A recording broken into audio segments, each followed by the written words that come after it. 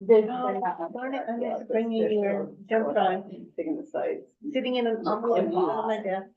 Is that the square trowel people? Is that the people with the square trowel?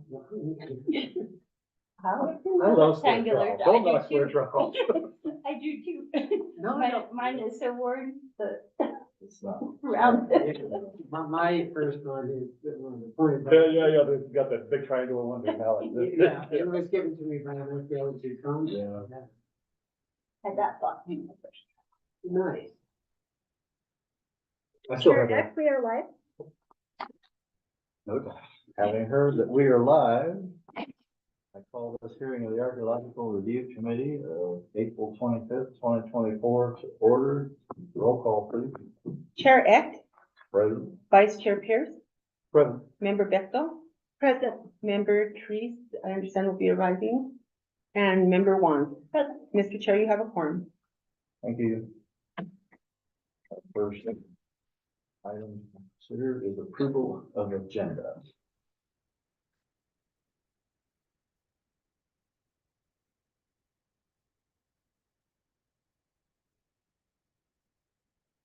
Any additions or changes from staff? No, Chair.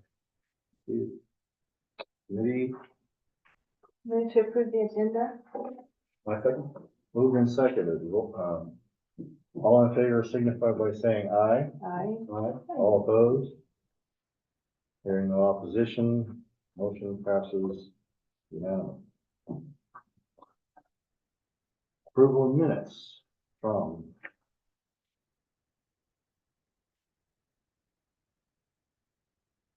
March, there's no date here, March 28th. March 28th, 2024.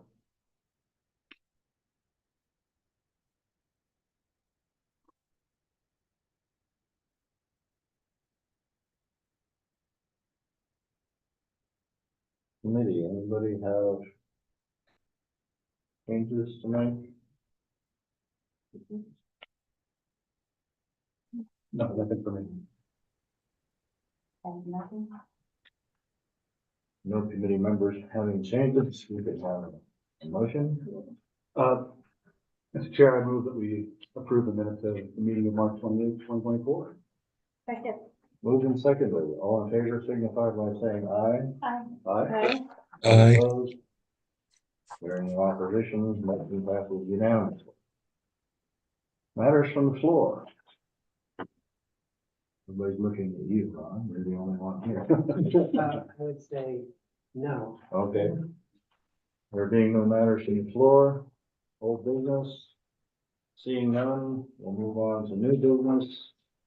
Case numbers 2024-8196. Ron Winters, agent for Stephen McConnell, owner, requests approval of an archaeological monitoring plan for approximately 385 feet of subsurface utility lines at 539, 539A, and 539B Hillside Avenue in the historic downtown archaeological review district. You know, your staff report, Paul, anything to add or change? No, sir. Winners, you will have to be sworn in. Do you swear under the penalty of perjury that the testimony you're about to give is the truth, the whole truth, and nothing but the truth? I do. Thank you. Please state your name and address for the record. Ron Winters, 109 Calle Paula, Santa Fe, New Mexico, 87505. Thank you. What do you need to add, Ron? Well, so as you see, you know, in the maps are checked, there was a lot of stuff going on up there. Yeah, and so, you know, as I say in my cultural historic expectation section, numerous sites have been recorded in the vicinity of the project area. So I've been looking at the information available on NIMCRIS for these sites, and we'll certainly keep that in mind when monitoring the trench excavations. You know, so I have some basis of what I might expect to find. Yeah, but I don't need to read all that to you because I have discussed it in there. But yeah, numerous people, numerous surveys, and some diverse sites. You know, from the pit structure, you know, yeah, which was really interesting to read about. So all of that stuff I've been researching, prior to, I think, because my client is 539 has arranged with the two other homeowners to do this all at once and under one report.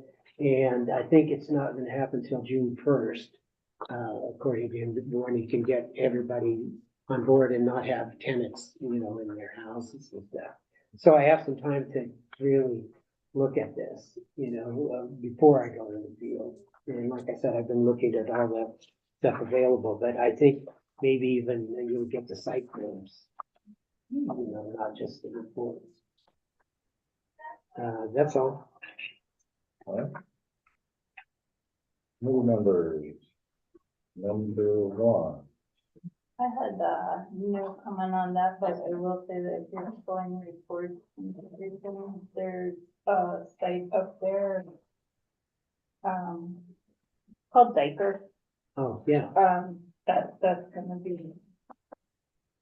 That was at least in the early, was one of the earliest rated structures in Santa Fe at the time. Yeah.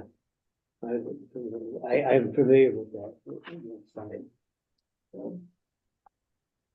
Something around in there, I think that was.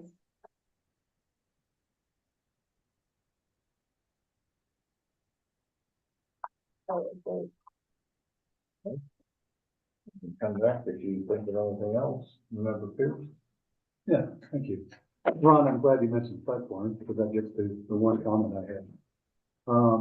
I'm looking at page 32 of your report. And the last paragraph there talking about LA 102-573. Mm-hmm. And how it's not accurately plotted in Newcrest, which is of course true. or it was. Right.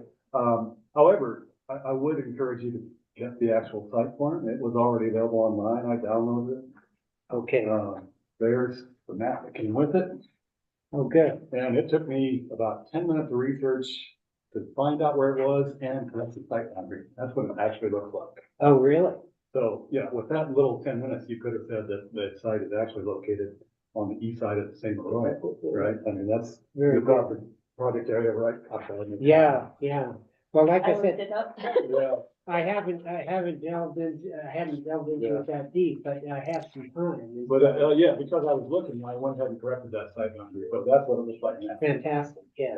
So it does appear to be very close to your project area, but it was defined on the opposite side of that. And graded separated by doorway. Yeah. the, But that doesn't mean it doesn't carry over. No, So no. There is a reasonable chance you will run into it. right.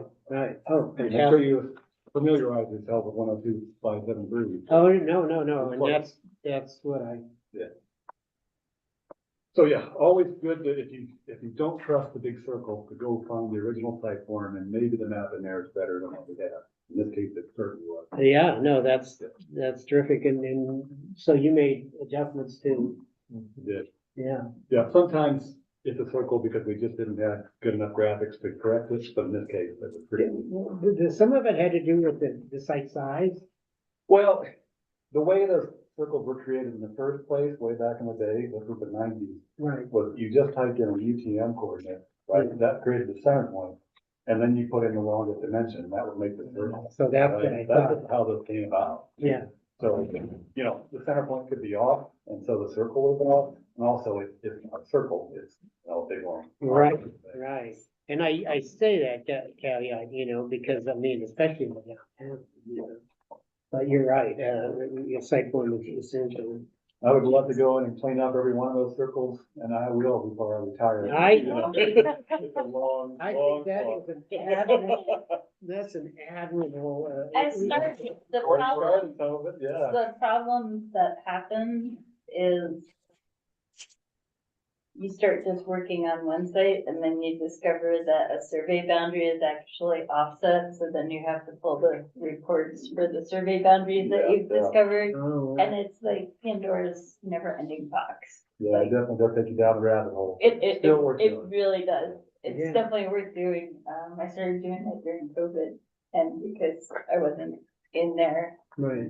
It was just roadblock after roadblock, so we'd have to really be in there. Yeah, Yeah. without physical access to the file would be really tough. But yeah, this one, the LA form had already been scanned, it was right there waiting at the Yeah. other record, so yeah, it didn't take any time at all to figure out what this thing actually was.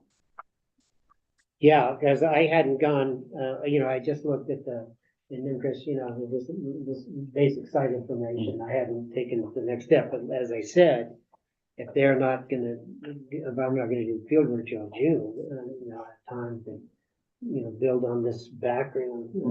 Good, good, good. That's all I have, thank you. Thank you. Member Beck.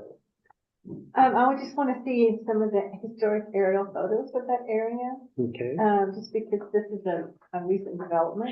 I think all these little houses back there, I Yeah. assume, they're. When I was doing this work, it was hard to find a map that looked like the one that That looks printed like back in the now. nineties, but so Yeah. much changed. Yeah, things So, up there, Yeah, so. yeah, for the final report, yeah, Mhm. of course. yeah, the only thing that still looks the same was the topo map, those don't tend to change over even. Well, that's 50 another years. thing. Yeah, I mean, don't we have more updated topo maps? I think in this particular plot, no, it's still the 1974 or whatever it was. Yeah. City of Santa Fe has a 2002, I think. is That's the on there latest too. one Yeah, I yeah. have, 2002. Well, whatever, we get our topo maps from Esri, right? It's just a service that we pipe in, so Yeah. whatever they had, we have, but it seemed to still match this one pretty well. Right, right. That's how I was able to narrow it down, and then I used the arrow with, it's obviously all near Arroyo, I just traced the Arroyo essentially. Yeah, yeah. Yeah, when you're fortunate enough to already have the site form scanned and right there, take advantage of it. No, You'll have absolutely. that in the back, it's probably better than what we had. Yeah, Well, hopefully better than what we had. Sometimes yes, sometimes no. And there are, firms have on file and scanned all the, topo maps from when they used to hand draw, and those things, especially for Santa Fe, are fantastic.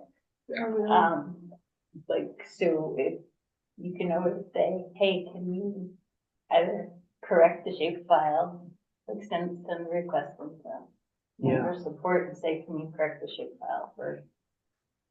so I have to say, in undergrad, when I first started Metropolitan Technology Denver, I did an internship at the SHPO's office. And because of my art background, what they were having me do were draw on all, their USGS maps. And, so, because I could, read a map and had the skill to develop. But, I relied on those for years, up in Colorado. Yeah. Yeah, because you really get the sense of what, and, more information. Yeah, Courtney is absolutely right. We do have all of those scanned at pretty good resolution. There's another thing that's a good source if you're not happy with the circle, right? Yeah, You want a little better than. in fact, I didn't know that you had those, the maps. Mhm. Yeah, that's good to know. And I would think the land ownership of that whole area up there would be kind of interesting. Yeah. They'll definitely do a good, tribal background. Especially in relation, proximity to the Prince Estate and, So if you hit the lottery, give him a grant, and you can put all those scan plots up on Nimcris. That wouldn't be difficult. Fixing the circle, that's a long term, but you retire and want to do that. We'll- Well, they left me there when I got there, and then they're transferring off from all these field reports. Well, it could be like the Alpha and the Omega. You start your career with it, and then you can end it. Well, there you go. Digital sense. But yeah. Well, I rambled on more than That was the only thing that I hadn't talked about, so I'm done. We can. He stole your thunder? Mr. Chair, I move that we approve Katie. Tom might have Oh, Yeah, he's on. Member Trees, can you hear us? Yes, I can hear. Can you hear me? I can hear you. Can you hear me? I seem to be unmuted, but can you hear me okay? How about now? I can hear you fine. Can you hear me? Can't hear you.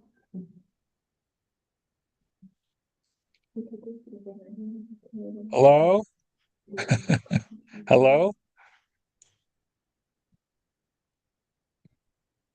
That works.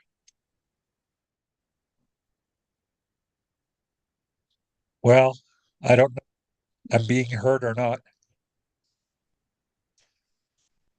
Hello? I'm just going to go to chat. It's disabled. There we go. Okay. Can you hear me? Can hear you. Yep. Okay. Um,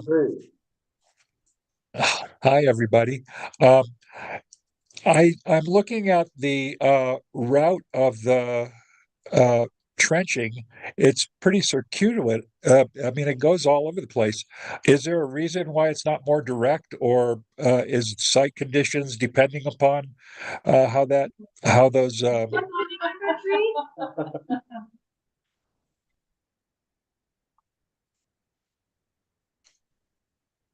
I lost you. Am I there?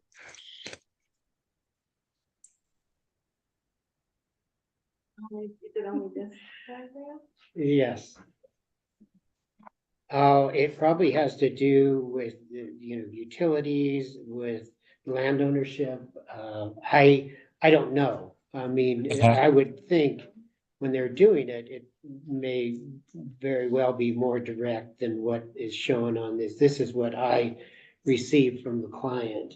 Yeah, I just didn't But know yeah, it does take some. because of the archaeological possibilities or whatever, you were trying to avoid some places because as member Pierce had talked earlier, it was unclear as to just how close you were to the archaeological site. The other question I had was, um, it seems like the backhoe is going to scratch roughly 8 or 10 inches, and that's after that, if you don't find anything, then he's just going to go down the 42 inches willy-nilly, or how does that? And maybe you don't have an answer for that, but that was just a question I had. All right, nobody say anything for a little bit. We're having horrible feedback problems, and Okay. your voice is on top of your voice is on top of the text, which is on top of the text. It's impossible to understand exactly what you're saying, but let me take a crack at it. The gist of your comment is it seems to wander around all over the place, and the answer is more or less that they're probably just trying to avoid plantings, structures, and interfering with life. So they chose a circuitous path on purpose. If Okay. they go straight later, great. Ron has already said that he's going to map the modifications from the indicated plan. So it will be covered one way or the other. We think that will probably do. Does that answer your question, Member Trees? To yes, initially. The second question I had was, I know water lines go deep. You can just read Are we still having feedback problems? Yes, but we are reading your text. The Okay. captions.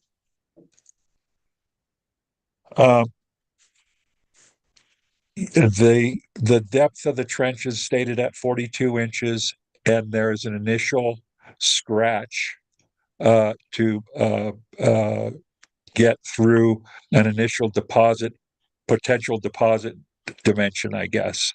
Um, is that an accurate description of what you're trying to do there? And once they get through that initial 8 or 10 inches, which is called out at 20 centimeters, and if that is clear,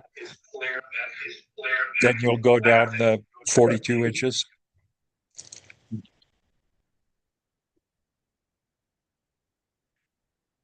Should I say that again?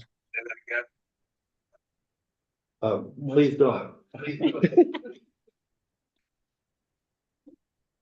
So he was, question was about the deck.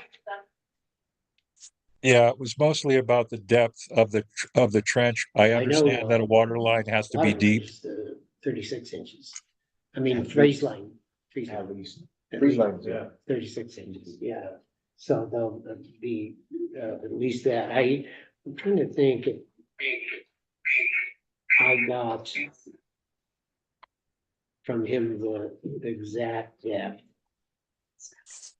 Well, water lines are usually around 4 feet. I think it's mentioned at 42 inches. But there's an initial scratch of 20 centimeters, in which you are going to, really pay attention to what's coming up in that initial scratch. Is that an accurate description? The whole thing is good. Again, nobody else say anything for a minute. His methods are to observe the excavation in its totality from top to bottom in theoretical 20 centimeter lifts or removals, if possible. He is not going to stop looking after the 20 centimeters. Okay, He's going great. to look at everything until the trench is as deep as it's ever going to be. I would also do profiles in a few places. At least some second. Yeah, no, I think I understand the confusion though. It might sound like you're only monitoring the first 20 centimeters, but in fact, you're monitoring the whole thing in 20 centimeters. That's usually when they pull up a bucket, that's. Yeah, that's the slice. Yeah. Each slice is 20 centimeters, yeah. Right. Okay, I'm good.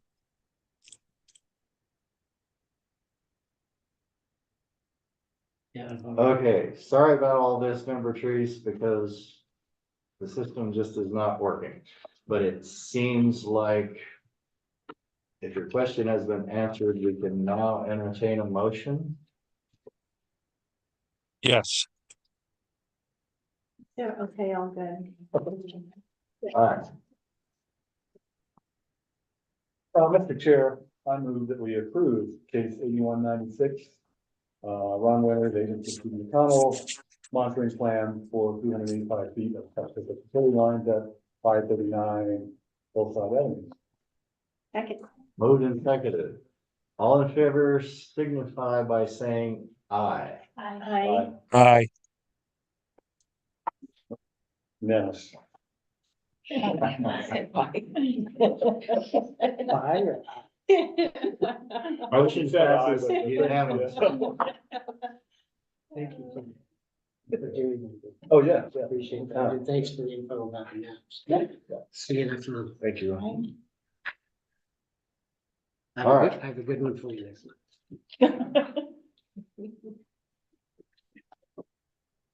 Next is the 2024 Santa Fe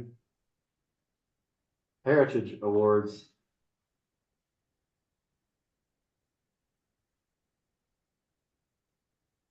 Staff, can you enlighten us concerning the materials you have provided?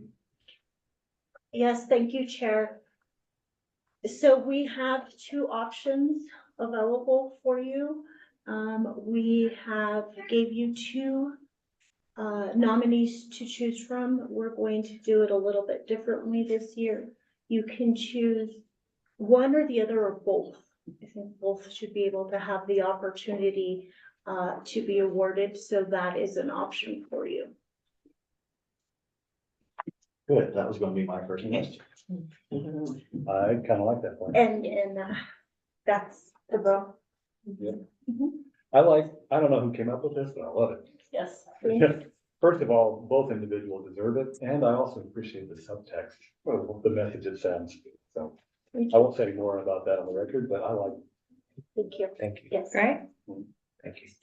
Oh, then there's Chair Eck. Excellent proposal. If there's no further discussion, we can have a motion, but I want to make sure Member Treese is following along. I am following along. Okay, Do you have any comments?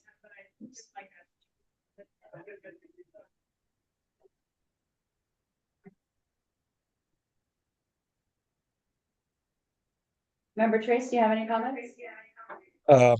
No, I have no comments. I am following and I'm listening. Great, thank you. thank you. Don't move, it seems to be working. Ivana. Someone want to make a motion? Oh, what are we doing? Are we voting in favor? What? Well, yes, I make a motion that we, award both individuals. Second. Moved and seconded. All in favor signify by saying aye. Aye. Motion is unanimously. I think maybe she approved. wants to clarify the motion. Yes? No, go ahead, finish your motion, Mom.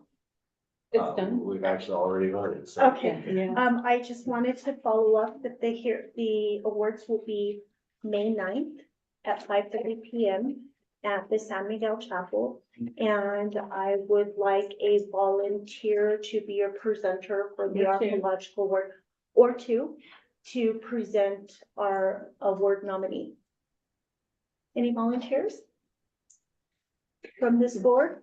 Well, in the spirit of trying to get everybody to show up, I had made an offer the last time, and the offer still stands. I'll be there one way or the other. Okay, great. Great. Great, Um, thank you, Chair. Do anybody else know if they're going to be in attendance? What time? It's 5:30 PM on May 9th. I hope to be, but I can't make that promise because I may be the acting division director over that span, so I don't know what's gonna be coming my way. Okay. Okay, but if you can make it, we'd love to have you. I'll keep that in mind. I'll try to be there. Okay, thank Right. you. Thank you, Kim. If I am not at a baseball game, I will be there. Okay. Thank you so much. I'm trying to look up. Fully appreciate. the hard work. Multiple. So that includes the business. We're now on to administrative matters and communication. Staff? Chair, committee members, we're bringing before you the executive office buildings, report that was done in 2015 by OAS. 2014, I apologize. There was a case that was presented before the HDRB, the Historic Districts Review Board, for the demolition of the Pontasi Pino State Building, some other state buildings on the property, facilities, and the 4 bungalows on Capitol Street. So they're looking at completely demolishing that whole parcel. And we're bringing this report before you because that parcel has been cleared by the state.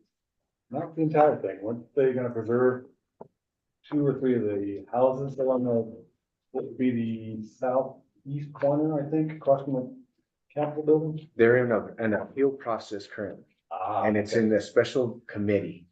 And most likely they're gonna demo because the state has the authority. That's what they want to do. I know what the state wants to do. And so Heather brought the case before, did a great job in preserving those bungalows, but it looks like the state is gonna move forward the demolition and most likely it'll take place. So we wanted to, Well, the decision hasn't been completely made. They appealed the H board's decision to deny the demolition of all 4 Mhm. bungalows. And the state has, under our code, has exercised its right to go to a state local historic review committee. So Chair Rios, Cecilia Rios from the H board was appointed. And then we're gonna have 2 more members of the board appointed on Monday. Hmm. So the chair was appointed by the mayor, and then the other 2 will be Madeline Aguilar Madrano and Jennifer Beachhead, both on the H board. So, I'm surprised they don't just avail themselves of the CPRC. They're essentially independent of the state. yeah, it's the CPRC, what was his name? Some Latino last name. It's not Flores, but anyway, Martinez? maybe so. I'm not sure, but there is a member coming from the Oh, CPRC. good. So that was appointed by their committee. Interesting. You know, Where does the wording that allows the state to take this path occur? I have never read it, I have never heard of it, and I would just love to know exactly where the wording is located, because it would seem to be in direct conflict with something that's in a city ordinance. Correct, Sherrick. The state statute is NMSA section 3-22-6. And I have a copy of that I can email to you if you wish. But we have sort of a mirror type of situation in our local ordinance, which is section 14.5.2M. And in those sections, it talks about how so the unique circumstance here is this is just outside the National Register District. So it's only the local jurisdiction that really has authority in this case, not the SHPO. So, so therefore, they exercise their right to sort of kind of appeal a decision and try to find consensus at a state local historic preservation board. But I will send you that material. Okay, the Santa Fe ordinance clause that you referred to, state that again. Oh, 14-5.2, section M as in Mary.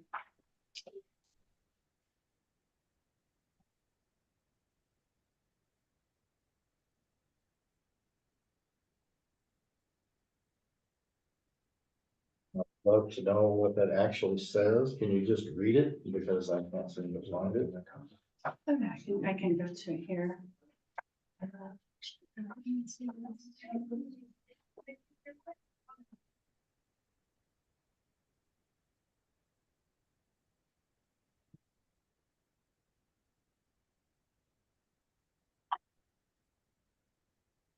I'm getting there.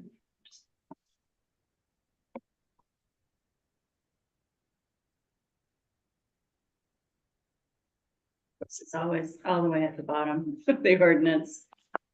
All right, so the title is State Capital Outlay Projects. This was adopted in 2009 with collaboration with the city. And the purpose is to recognize the fragility of the city's historic heritage, so on and so forth.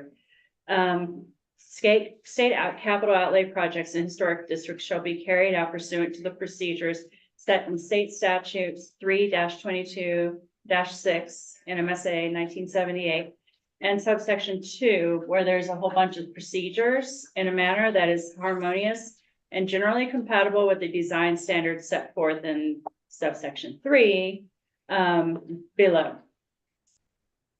So the process is before commencing with the design of a project, there must be a consultation between the state and a subcommittee, in this case, of the Historic Districts Review Board. And so we established that subcommittee, a draft design was created, and things sort of went crazy there for a minute because there's 2 things at hand, right? There's the demolition, and then there's the actual construction of the new building. And so the H board was saying, well, we need to know, in order to be able to discuss the design, we didn't know what area that you're gonna use. Right now, they're proposing to use the entire block between Don Gaspar, Galisteo, and South Capitol, up to the parking garage. So that entire area. And it's gonna have, subterranean parking as well. And it's approximately 120,000 square foot building, something like that. So Still planning on tearing down the Controversy, you know? Pino building as well, right? Yeah. Right, so the Historic Districts Review Board designated that as contributing. But they found that, I think pragmatically, because it's been documented through HICP and everything like that, the status review by the Historic Districts Review Board, that, they're saying it was approved on the condition that there's agreement on the design through the design committee process. So I should know this, but what is the SHPO stance on this? Have they commented one way or the other? No, they haven't. Because the way you described it sounds like the state is trying to say that they don't have to abide by the city ordinance and they don't have to abide by the Cultural Properties Act. I just don't see how that happens. Bingo. It has to be one or the other. Right, and so, this is the reason that we're bringing this to you, because of the fact that there was a site there. It's our opinion that the ARC should be able to have input on this particular report, especially in light of the fact that the entire site was cleared. But I don't know if there's been treatment for the entire site, and Paul helped me with this, so. So where we're at is, it went to the Historic Districts Review Board. Mhm. They denied the demolition of the 4 bungalows. And so now, it's going through this state local, Historic Review Committee. And we are in the process of scheduling meetings. There's the first meeting, so it's a really complicated process, but we appoint our delegates. Senator Worth is gonna be on their side. One of the delegates, let me see, I can tell you because now I have my email up. I wanna make sure I get this right. But so of the 3 delegates that are, approved by us, the city, Cecilia will be working with an estate appointment to determine the other delegate. So it has to be a consensus between Cecilia and, let me find out who this is.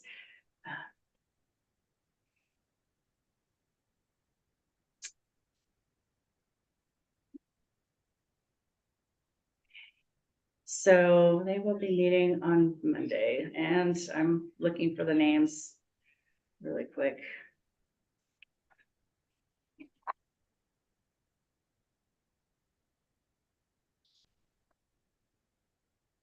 Okay, so from the Capitol Buildings Commission, Senator Peter Worth, who is the chair of that.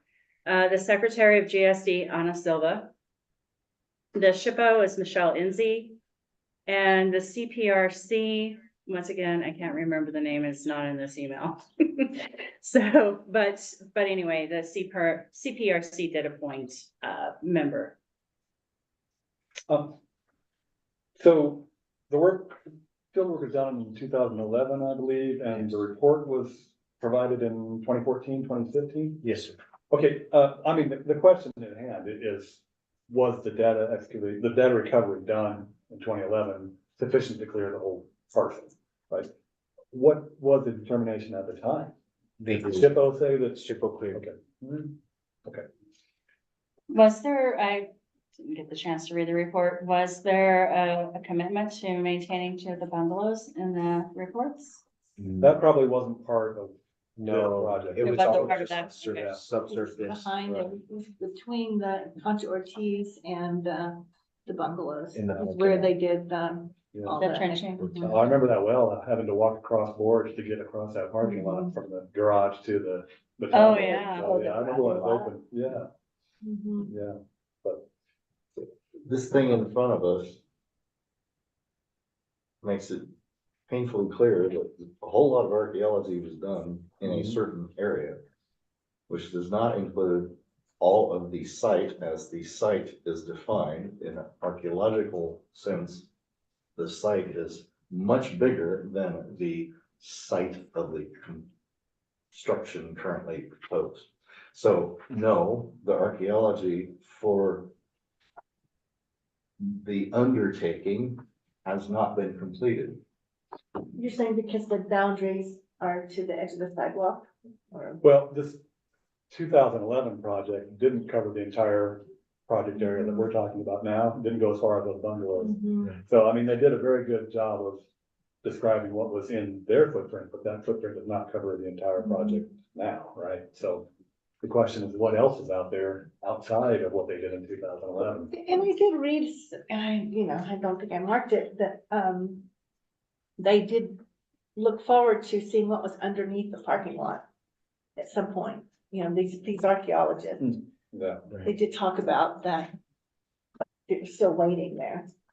They tested that parking lot pretty heavily, so I don't expect did. there'll be a lot of surprises there. Okay. But once you get outside of where they looked, Mhm. who knows, I mean, look at how dense it is in the space they did look at. Right. And that was where they put the parking garage. Yeah, Well, parking garage is down here. yeah, I honestly don't remember what they were doing. It was more about the parking lot than the garage. The garage was already there. So I don't remember why they were, There are some maps with the parking garage on there. If this, isn't that the parking garage? That's the parking garage right No. here. That's the parking Oh, garage. that became the parking garage. Became. Yeah. Mhm. And there, This map is this parking lot. right, And so the areas that have not been included in archaeological investigation are where that building sits and where those buildings sit. right. So yeah, to characterize the percentage of the area investigated in the manner presented is one way of looking at the universe, but it is only one way. And this building has a basement, the Contrartees have the basement, and these 4 casitas have a basement. They all have a basement, And the Coughlin building is no longer there. right. So to the extent that anybody noticed anything when it got Mm-hmm. demolished, well, I certainly appreciate being provided the report, but much like the George O'Keefe's case, it feels like being invited to the prom after the dancing is already over and all that's left to do is mop up the gym. Mm-hmm. I mean, what are they gonna do about this now? Right. Nothing. So staff is bringing this before you for your recommendation, so we can write a formal letter to Michelle and Shippo of our recommendations after review of the report. Okay. Stating that we believe, or let's say, we find after the report that the site is not cleared and that archaeological monitoring needs to take place during the entire construction and development of the plot. Or something along those lines, Anticipating pretty well what I would suggest as well, but. right, no, and Yeah. that's what we're here for, is Yeah. your input, so we can request this from.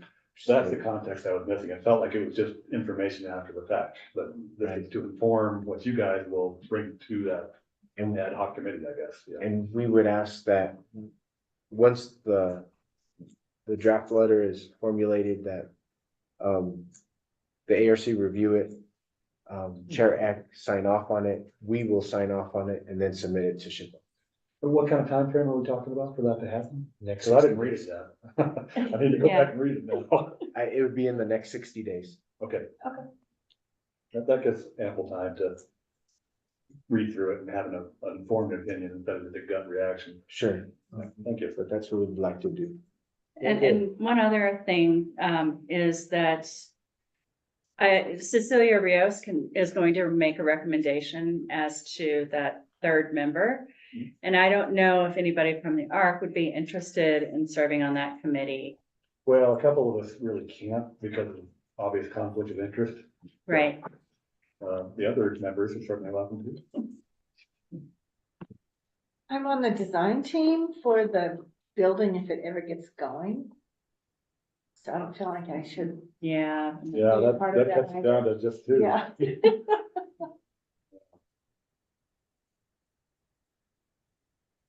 Having been in effect already told I should just shut my pie hole and be happy with the solution, I'm disinclined to play with loaded marbles. Okay.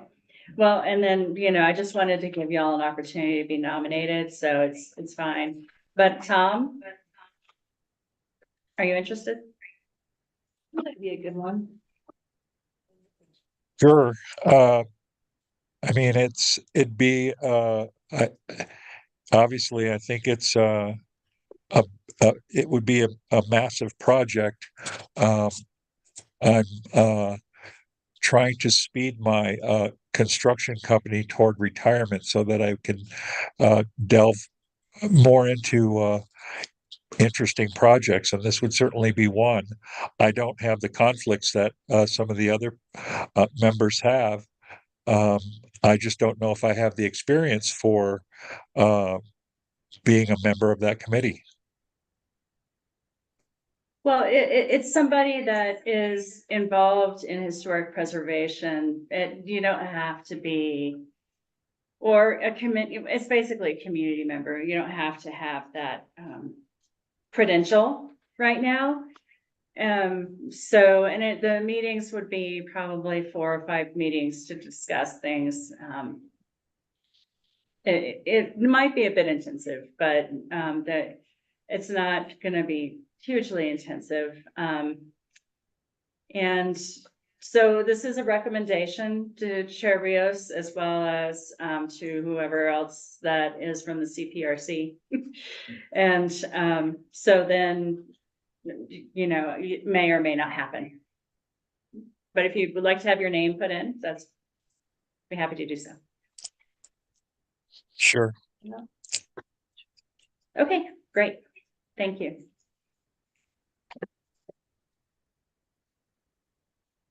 Did this report that we're seeing today come to us in any way when it was produced?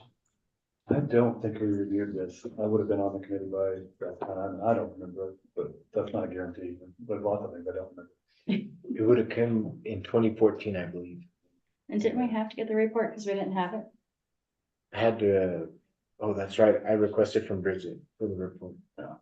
So then it had already been through SHPO, and by the time it got to us, the chance for the ARC to comment was long gone. Yeah. So, yeah, I don't think they used the state hook to bypass the ARC was, I suppose it's within their right, but always makes us a little queasy. But is in direct conflict with the language of the city's ordinance. It is. Bypassing us is not a viable option. Doesn't mean it isn't done, but I would only offer that in what reading I was able to do, this document is somewhat less meticulously assembled than the standard product from the entity producing it. I wonder if it just didn't get edited.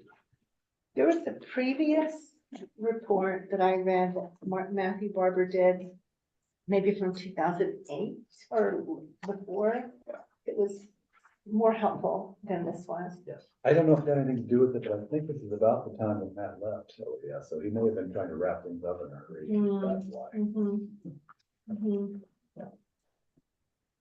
I saw an earlier report too, which was concentrating in a different area.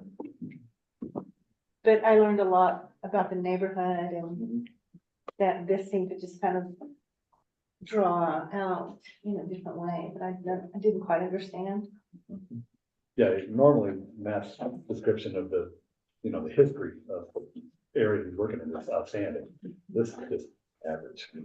which is, you know, perfectly acceptable, but not up to his usual high standard.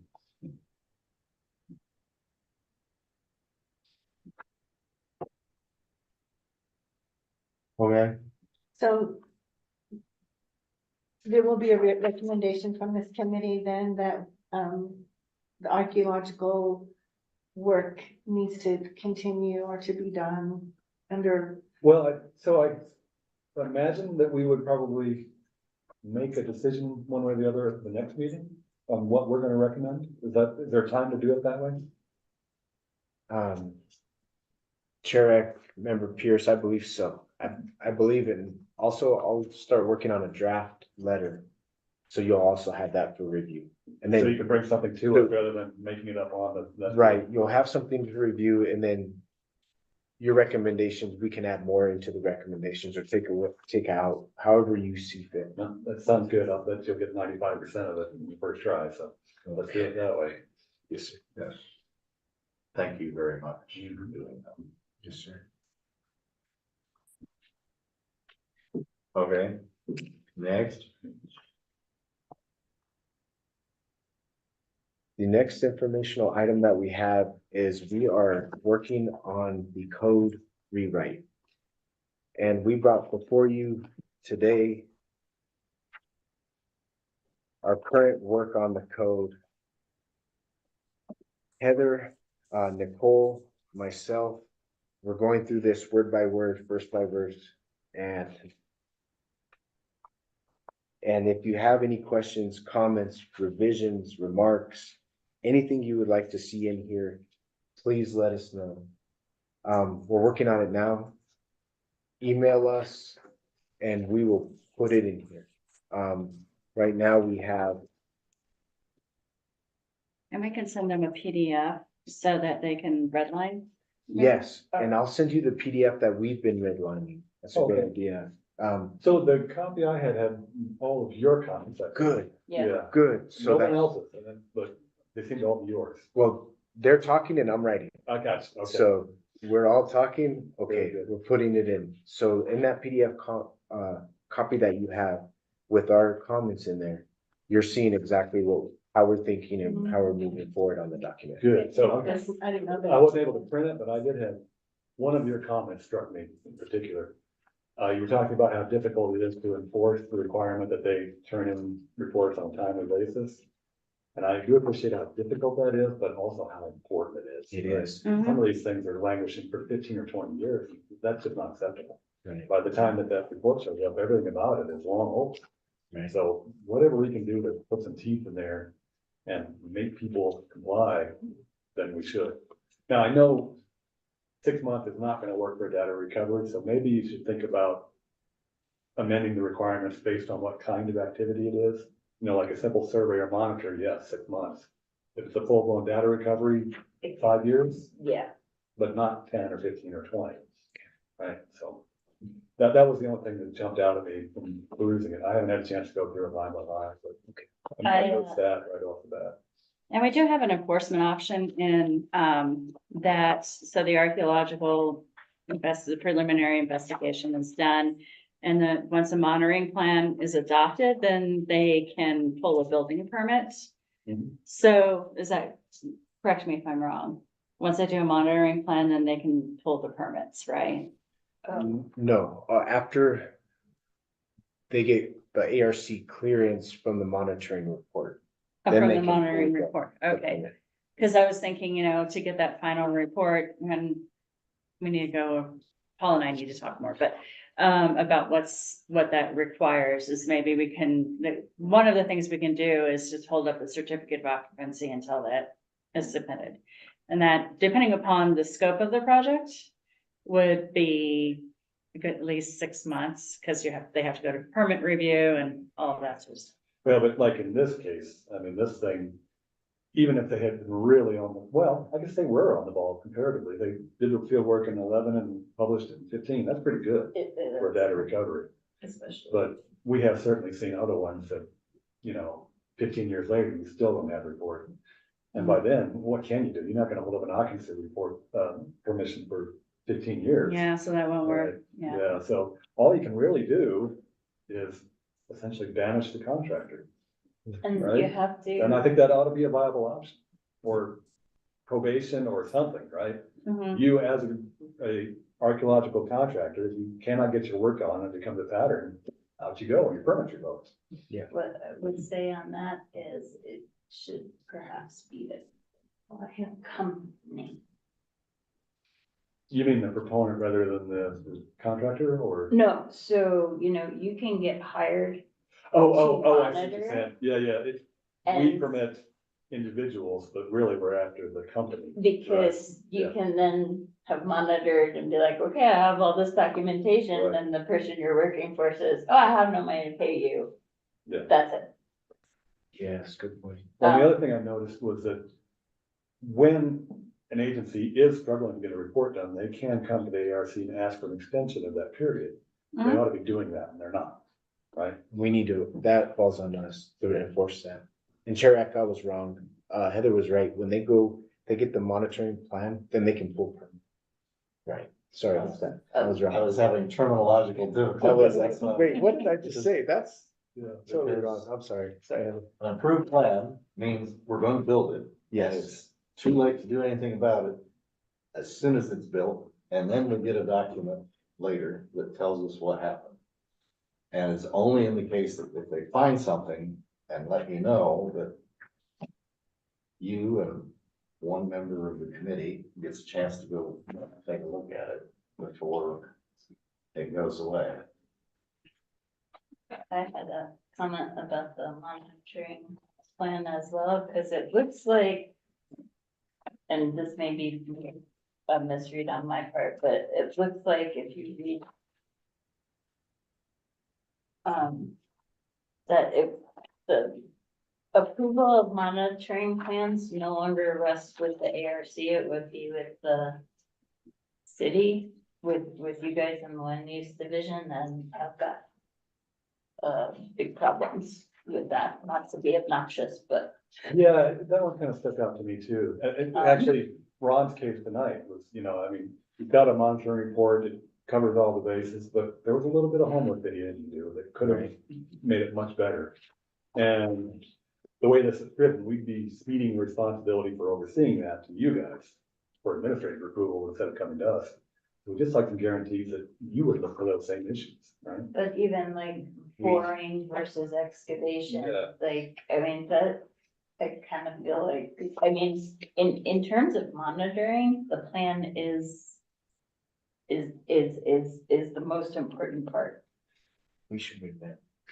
All monitoring plans should come before you Yeah. for approval. I mean, this is very old, but what I remember from when you and I were working on this a decade ago was, we were anxious to have a basic monitoring template, right? So that you're Yes. not having to reinvent the wheel every time you Right. write a monitoring report.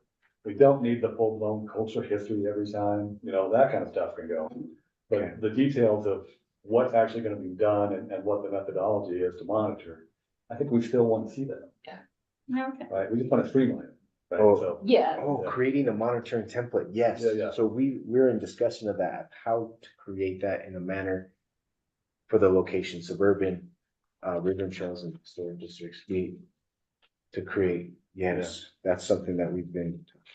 but ideally, from my point of view, would be that, everybody uses the same template, and so the reports are all pretty much the same, but we Right. still approve. right, Right. yeah, Yeah. yes, Oh, To I be see what clear, you're we're saying. talking about plans, not reports. Right. yes, Yeah. Right. yes, But right now, we see the plans and the reports, correct? Yes, Yeah. we'll still see the plans and the reports. It's just that the intervening step of making a template is to try to make everybody talk about the same things in the same order for the same reasons, so that when we review it, it's Yeah. simpler. Yeah. But, if you look at a standard there is no standard, so I shouldn't use that Right. word. But if you look at a monitoring plan, often, they're this thick, but this much of it is just repeating the cultural history of all Right. the sanitary, right? right, And you're gonna get that same information in the final report, so we don't need it up front. We know, right? yes. But That's a great the idea. basic I do try to make. of myself- what you're gonna do on that day, that should still be unique to that project and reviewed by the committee. Right, Right. like, this is the archaeology in this distinct area that I may run into and or, Yeah. but you Yeah. don't need all of, like, but Yeah, so what really, I'm gonna do if I hit yeah, Casa Grande underground, like. yeah, every one of those reports has the same thing about Yeah. if we hit human remains, we're gonna And stop we're and gonna call do the that, OMI. yeah. We need to Yeah. hear it over and over. So the two things that should still be there, and the template is methodology and the monitoring expectations, based on the sites. Based on immediately where around. they are. Yeah. That's what Yeah, I agree. that's what we need to see, not everything, OES in particular, some of their plans are that Yeah. big, We don't need that, but, I think if you come up with like almost a fillable form essentially for a monitoring plan, so that everybody's starting with the same thing, then it will streamline both on their end producing it and our end reviewing it. So, It's a great idea. Plus you can see what's missing. Like, some of these monitoring plans, you're digging around to see what they're actually doing. yeah, Mhm. yeah, it's like the. Like, are you trenching? Are you boring? Because you're saying the trench here and you're saying boring here. Yeah. So what are you doing? So the tree you wanna see is obscured by the forest, right? I mean, it's just buried in there somewhere on page 95, yeah. The other question that jumped to mind immediately was, eliminating the 550-foot cutoff for utilities, right? Isn't that what the bullet point was about? So my question is, what about the homeowner that's just replacing the water line to tap on into the thing in the street and it's 50 feet? Is that still gonna require a monitor?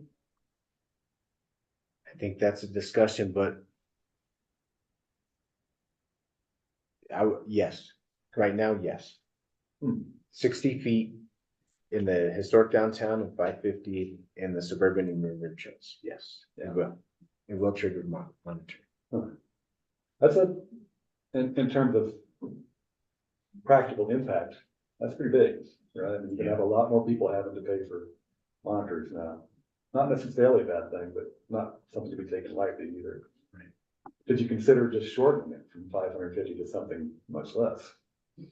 As opposed to dumping it all together?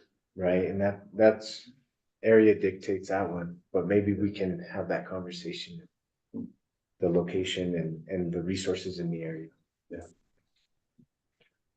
Yeah, it's the resources in the area that really should trump virtually everything. Right. If you're in a location where somebody's already found things, it's safer to say it's required than to talk feet and inches. And cheaper. and staff is working on that we're gonna put something in here as well that's interdepartmental. Something that keeps the city.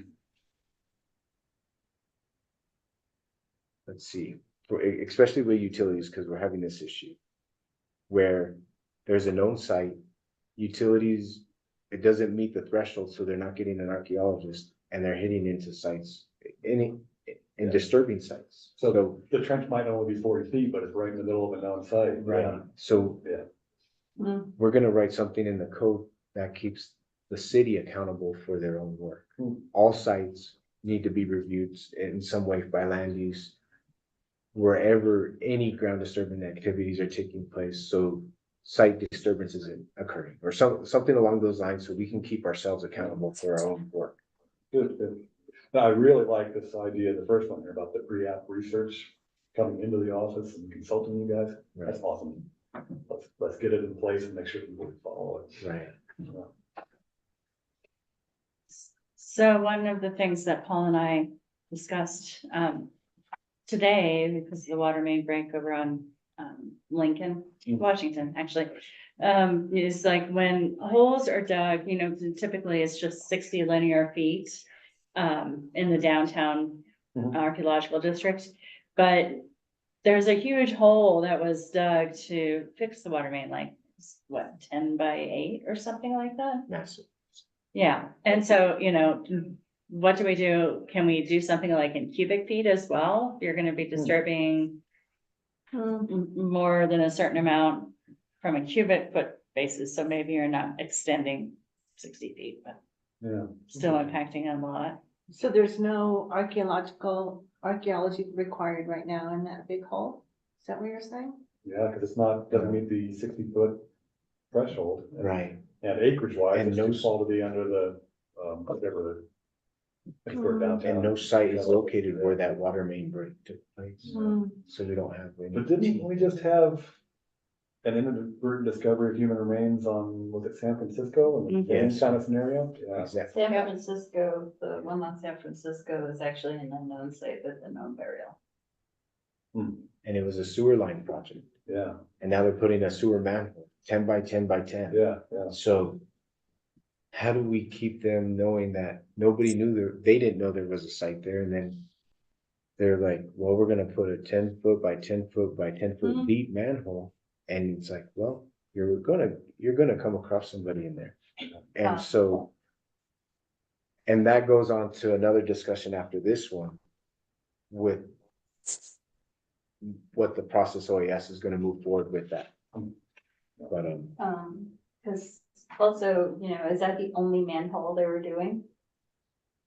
gosh, they were Because- they were like potholing here, potholing here. Right, so that's my point, like, and they went on to another place, right, with the city where they were doing the same thing. Right, So, I mean, technically, that's all one project.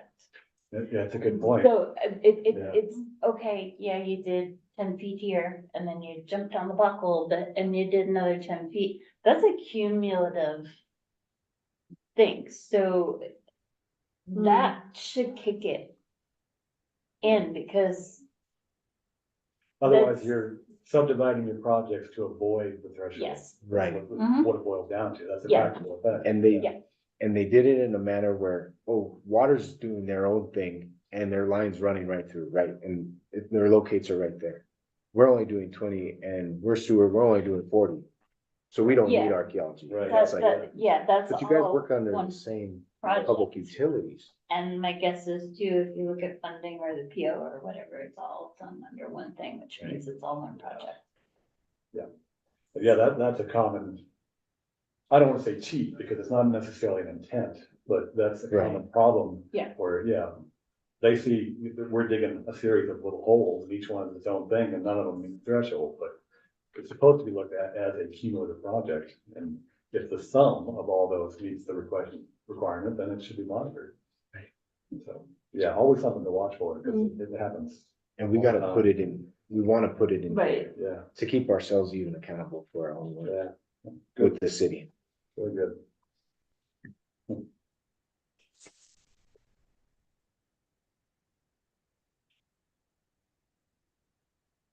In your spare time. Right. Oh, yeah, oh, gosh. Yeah, let me see if Tom has anything he wants to Yes, say. I hand raised. Oh, he does. Okay, let me turn this up. All right, Tom.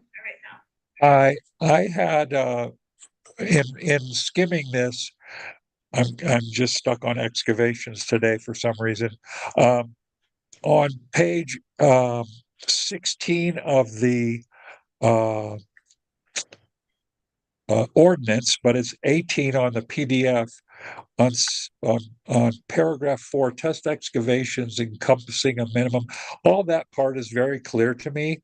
When you get to the third sentence, it said excavations shall proceed to a depth where no archaeological features or artifacts are encountered, or until maximum depth to which excavations can safely be made.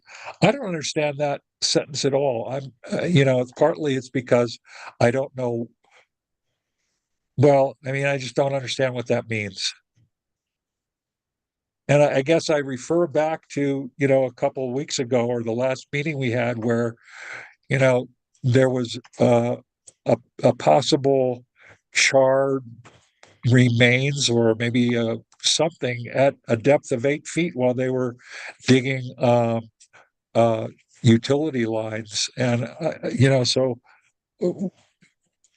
but the chairman was very interested in finding out what that was. And I just kind of feel like, well, is there any depth where no archaeological features or artifacts are encountered? Go straight. And not even though is that. Downtown Santa Fe, no, I mean, you can get surprises 3 meters deep, right? I mean, That's right. So, member trees, thank you for that. And it is not a simple thing. Which is why we have tried to impress upon archaeologists working in Santa Fe that their duty is to demonstrate they have reached sterile deposits.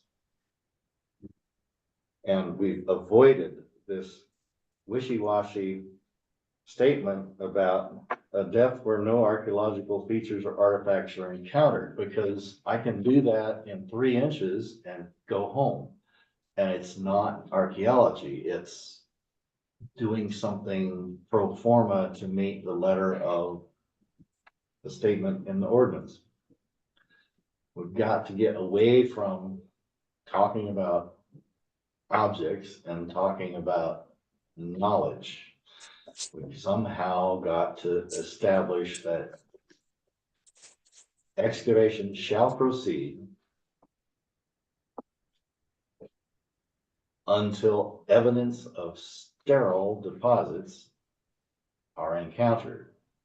And that means they were there 100,000 or 2 million years ago. If it's clean sand brought in by somebody building something, gee, there's no artifacts in it, but it's not a sterile deposit. It came from somewhere else. It's imported.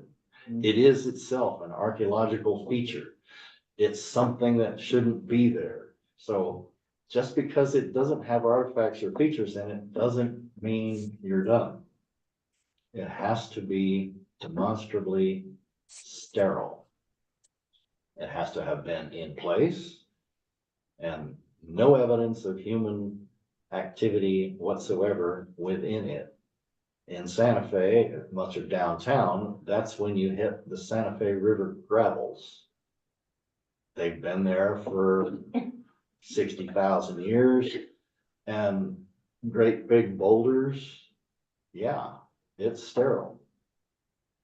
But if I hit a layer of gravel 3 inches under somebody's parking lot, and it's not the Santa Fe formation, chances are it's not natural, therefore it's not sterile, therefore thou shalt keep going, even if the backhoe operator is complaining that the rocks are dinging his little bucket.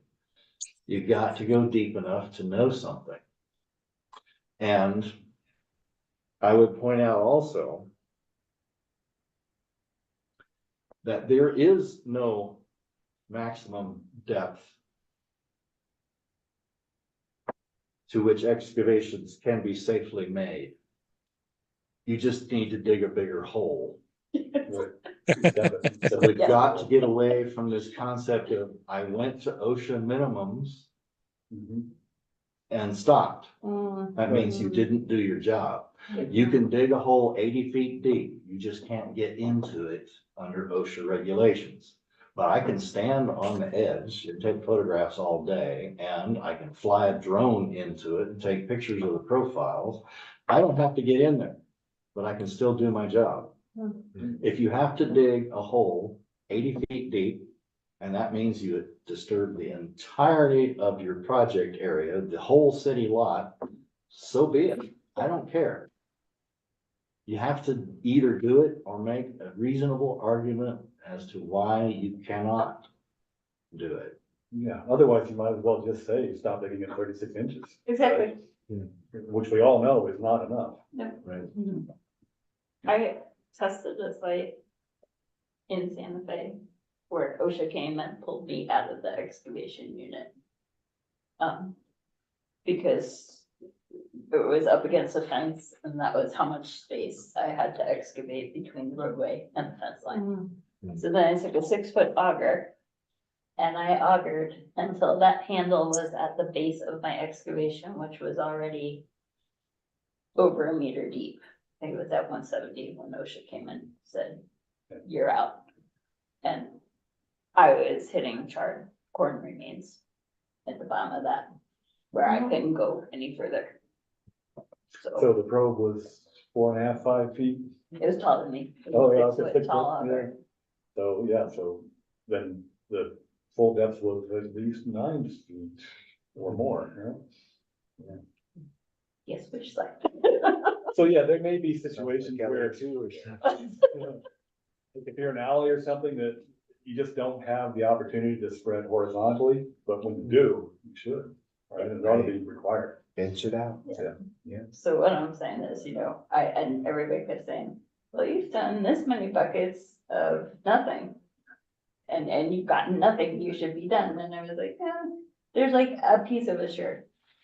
And then all of a sudden, I had another floor. So, Yeah, well, I mean, how deep is your average pit house around Exactly. here? And then the top of that pit house is buried under, exactly, feet of Yep. sediment, so. The one in the courtyard of the federal building yep, was extremely from deep. surface Yeah. now to floor of that Yep, was over 10 feet. yes. So we've got to get away from these depth and loose description vernaculars. Yeah. Well, So, as long as it's safe to do so, it's just a little too vague and you can flex that on the Yes, lot to because- make sure. Okay. Yes. Yeah. And that's very, subjective. It should be something more like, when it is no longer safe to excavate as is, then you do this alternative, right? Not just you stop. I would say that you would, say something about use precautions based on industry standards or something. I Yeah, something like that. wouldn't say any, particular method. I would Yeah, leave Just you that. can put a trench box in there and keep going. Yep. Right. Right. Get a case on it, keep Yeah. going. Or at least do what number one did, right? If you hit the bottom of what you're allowed to dig, well, then probe the rest. Yep. And that's not perfect, but it's better than nothing by a long shot. Certainly, and that was testing, Yeah. which is why I said, I'm not done. We'll have to put that in there. Because otherwise, your other option is you are only cleared to the depths you excavated to. That's right. Yeah. Yeah. I suppose that's an alternative. If you can't go deeper, you can't build deeper. Yep. Right? That's where you get to go to. Or you monitor the entire construction so that you're seeing it as it's dug deeper than that 3 feet. I don't know. I mean, there's a lot of different alternatives, but none of them are presented in the code, and we ought to have something more than just stop when you feel like OSHA would tell you so, Yes. sir. Well, and OSHA could very well say exactly that. Okay, step it back. Cut the trench Right, here bench it to out. 3 feet, and then you can cut the next one down to 6. Yeah. You And there are OSHA definitions on how you have to step things. Seems to me that would be in the plan. Like you would talk about that in the plan. Yeah. It probably should be in monitoring plans, right? But it Maybe part of that template. and in the survey and reconnaissance, they don't need to come before the ARC with the. if Yeah, they're- that's right. They if come they're after testing, they've already Yeah. done They it. come after. Yeah. Yeah, so. So we'll yeah. have to put something in here Yeah. during the testing phase along those standards. Yeah. Yeah, I mean, you might, like I was just thinking when you were discussing sterile, Maybe that's where you go. Yeah. because in the beginning of the ordinance, you have your definitions. Mhm. Define sterile. Yeah. Define sterile Yeah. as not archaeology sterile. It's sterile substrate. Right. There's a difference and there's, It's uh, 20 centimeters below any evidence of human modification, whether Yeah. that's, 1500s Native Americans or 1995 construction company, right? It doesn't matter. Right. If it's human agency, you keep going until it's not. Okay. especially for testing, that 2 levels of sterile is usually after you've tested the site and you're excavating and you have a known depth of where sterile basically is, and then normally if you're in a feature or what have you, and you're no longer encountering archaeology, the minimum you should be excavating is 2 sterile levels. But that's after you've tested the site and know where things are. Like, the whole point of testing is to find out what's there. So if you're stopping at 30 centimeters, You may as well not have done it because you don't Exactly. know. Mhm. Yeah.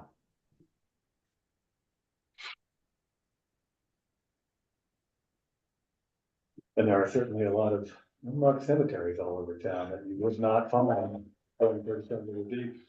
Yes, exactly. As we all know painfully.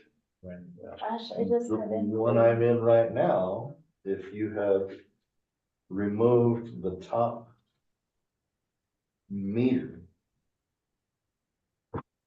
you would have had a chance to see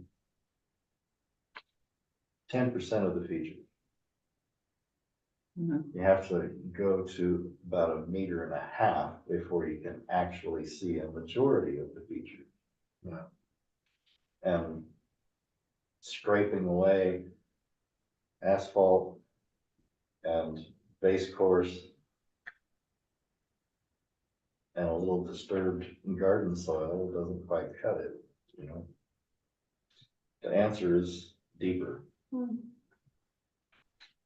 The ones that were obvious are amazing, because there's the concrete, there's the base course, there's the feature. It leaps out at you, but in most cases, there's all kinds of other crud that happened between when the cemetery was there and when what is there now is there, in the form of at least one round of subdivision, building houses, and all the attendant digging holes in people's backyards for sewer lines and septic systems and cesspools and, oh my God, water lines and gas lines. So it's all chewed up, and until you get below that, you don't know what you got.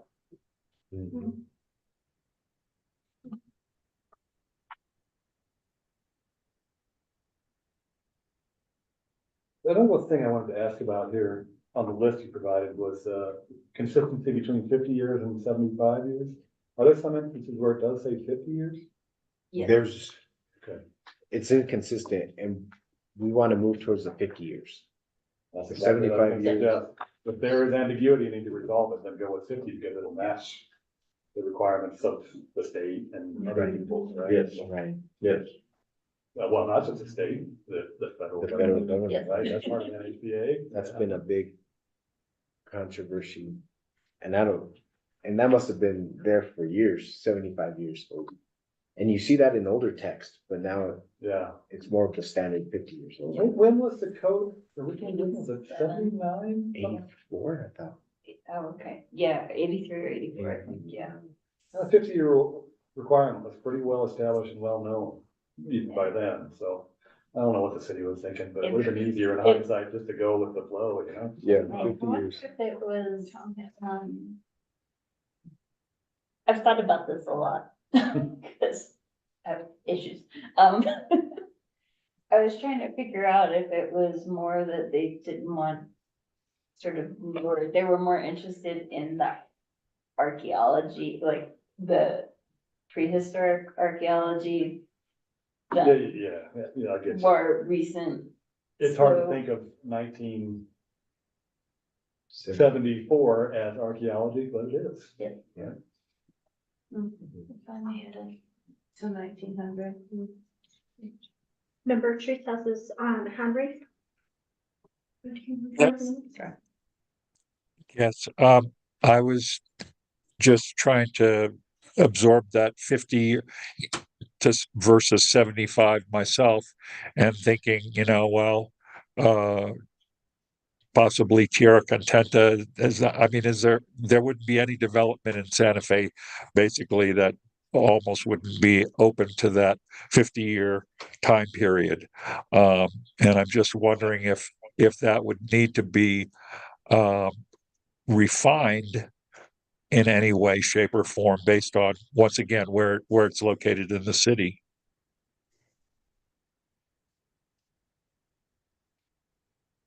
Based on the age of subdivisions?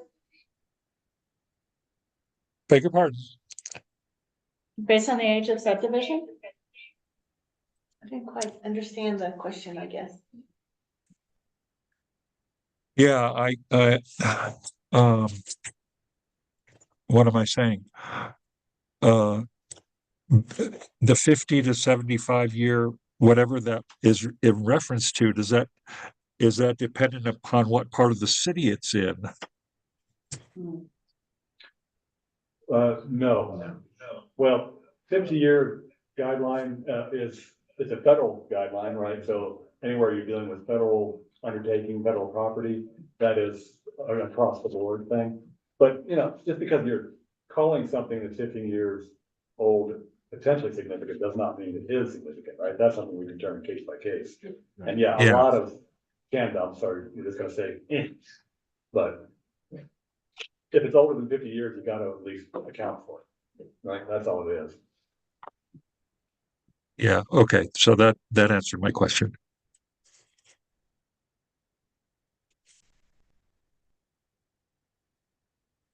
I had this sinking feeling that the 75 years was an attempt to sort of hit the middle between a 50-year guideline in one set of legislation and a 100-year threshold in another set of federal legislation. And 75 is the middle of that road. Yeah, but I mean, cases where both the city and the state have jurisdiction over something, they should be playing by the same rules if you go to 50 years, right? Yeah.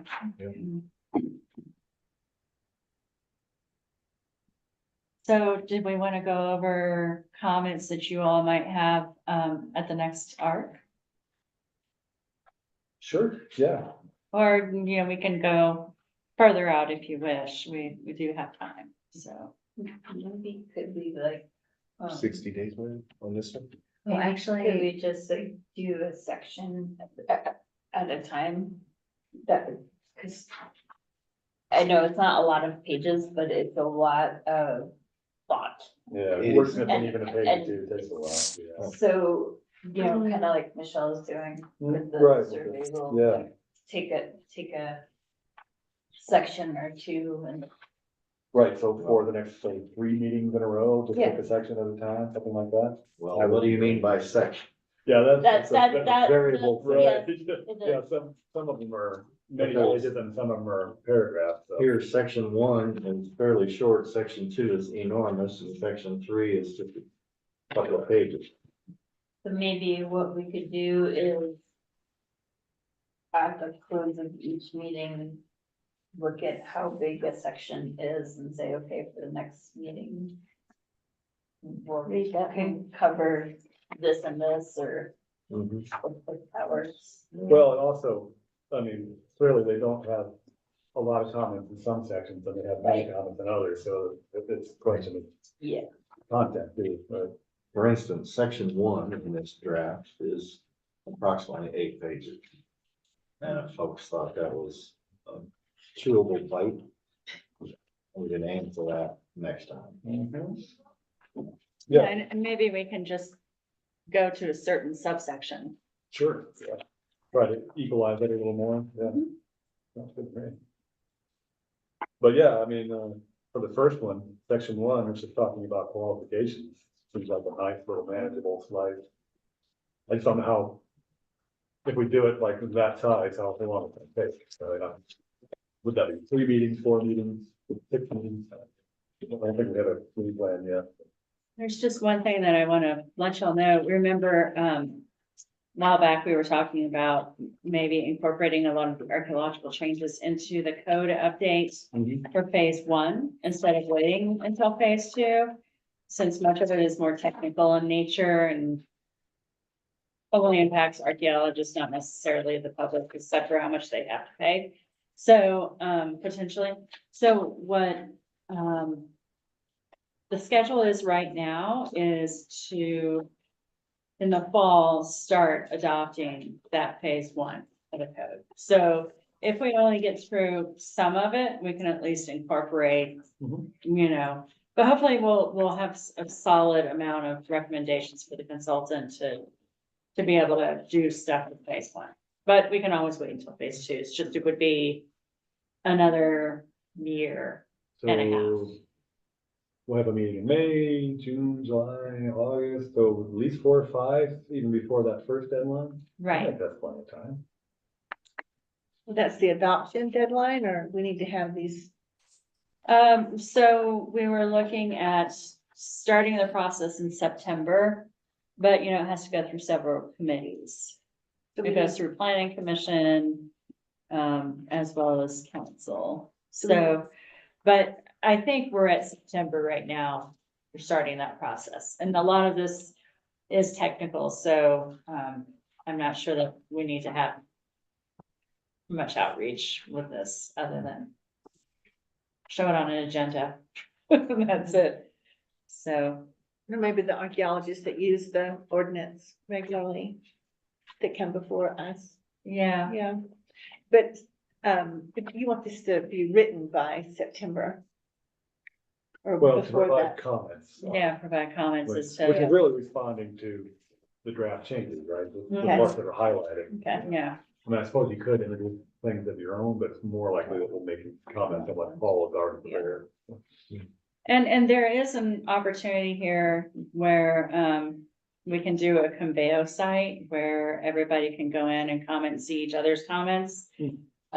So I don't know if you would like to do that. We can ask consultants to set that up. So they can see it as well. So it's a thought. Well, at minimum, I would say let's make it a standing agenda item for through at least August, right? Yeah. And we'll take it in bite-sized pieces. Okay. Better to do it that way than, you know, just sit down and do it all at once and take Right. 4 or 5, 6 hours, yeah. And then maybe, since there 2 needs days. to be a wrap up as well, so once we've looked at the bite-sized pieces and sort of redrafted it, then we probably need to look at it and make sure everything agrees. And one of the things the consultant is doing is like, there's in section 3, you have something, and then in section 5, you have something, so just to pull all those things together. So, And this, by the way, the summary sheet is really helpful, so thank you for that. It's a lot harder to, you know, just kind of read through it and look for something that's highlighted or underlined or, you know, it's nice to have a map. right, thank you. So one other question that I have related to code is, Gayla is helping out with the code update and rewrite for the historic districts ordinance. And, you know, really appreciate having her on the committee. So, but, I wanted to offer, if you're gluttons for punishment, if you would want to be on that committee to, update the historic districts ordinance. Not at all, I think. Happy to let you do that.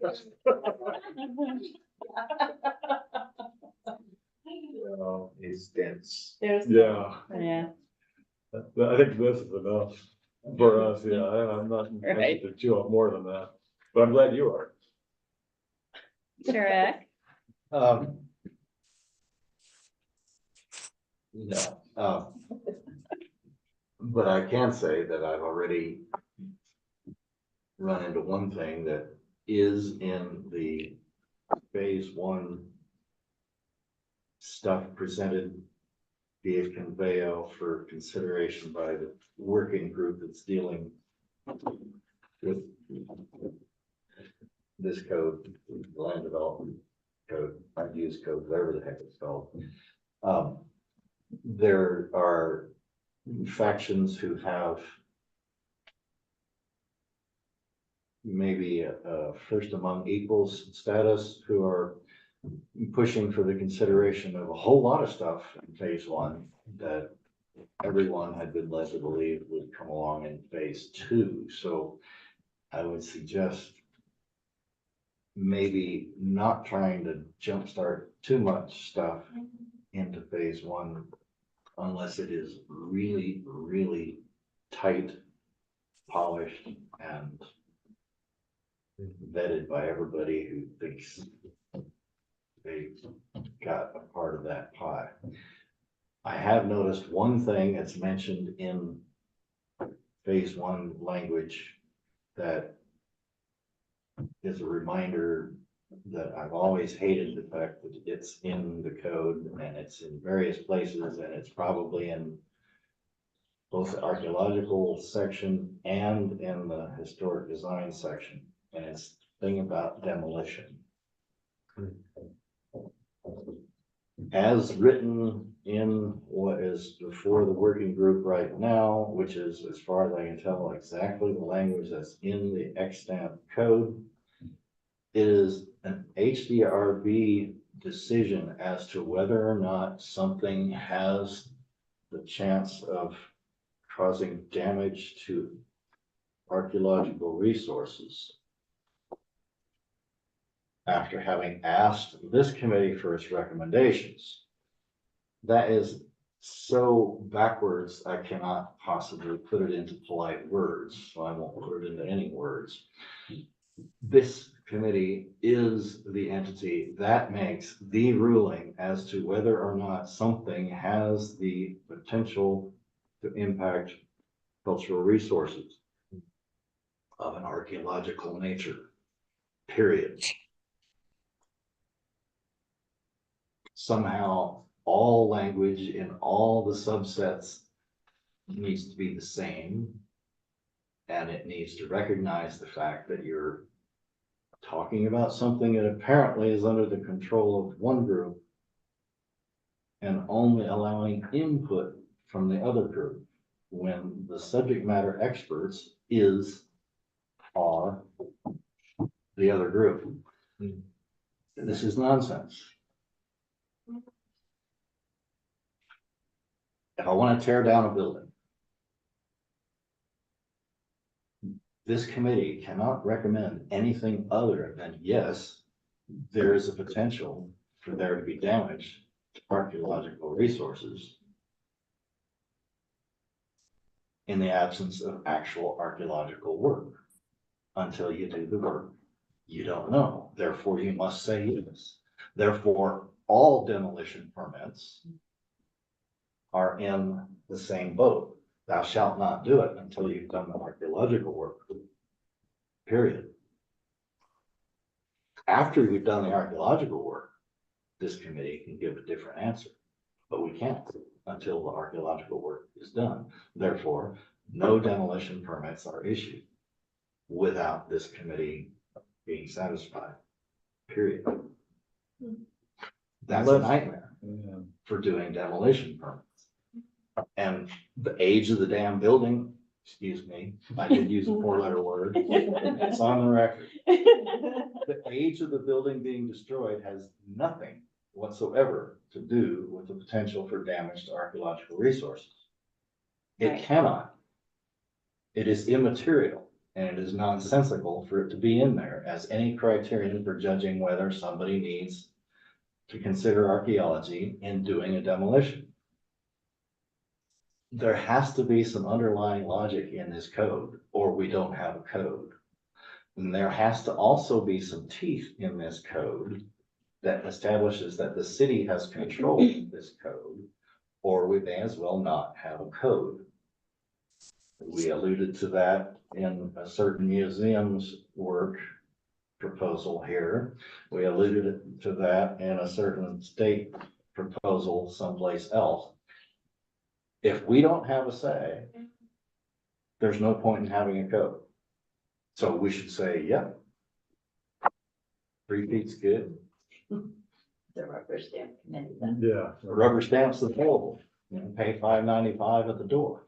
There's a statement in the language notes attached to phase one consideration for code update that makes it implicit that somebody out there thinks that archaeology is just a bunch of paperwork and we're not actually protecting anything. Where that idea came from, I have some theories and I have some suggested actions. The day this committee starts dealing with paperwork, I quit. because there's no point in us being here if it's just paperwork. So the city's code needs to have its pants on and at least a belt or a set of galluses. I suggest both, because if you don't know how to not fall down the stairs, just like Homer Simpson, you're not prepared. So we have to have something that's real. And we need to be able to stand up for it. Right now, we can't. Because of lots of things that have nothing to do with archaeology. It's not hard to see why the average Joe reading the Santa Fe, New Mexican could think though that we don't actually protect sites, because so often the code fails us and we don't, right? There've been so many egregious outcomes where the code should have been followed and it wasn't, but it does become sort of, it presents this image of being toothless and pointless, right? So, yeah, I share your frustration with that. 1000%. So, Chair Rack, One quick question. Tom, are you interested in that committee or not? I don't think I should get over involved right off the bat. Smart. Okay, just wanted to put it out there. Thank you. Chair Rack, committee members, I want to give an update to West San Francisco. I talked with Bill Huey, Ben, the wastewater manager, Bill Huey, the engineer, subsurface foreman, and and John Taylor Montoya, they're looking at doing a salvage, or how is it, a test? A salvage excavation of the entire area. So they're gonna ask that subsurface remove the asphalt and base course. Then John Taylor Montoya, and he's gonna get OES staff until Karen leaves. And then they're gonna contract out to excavate until until the area in the depth in which they are going at 10 feet is cleared. Then they will monitor the rest of the work to put the manhole in and so forth. And I wanted to bring that to you as an informational item, just so you know the direction in which they're moving.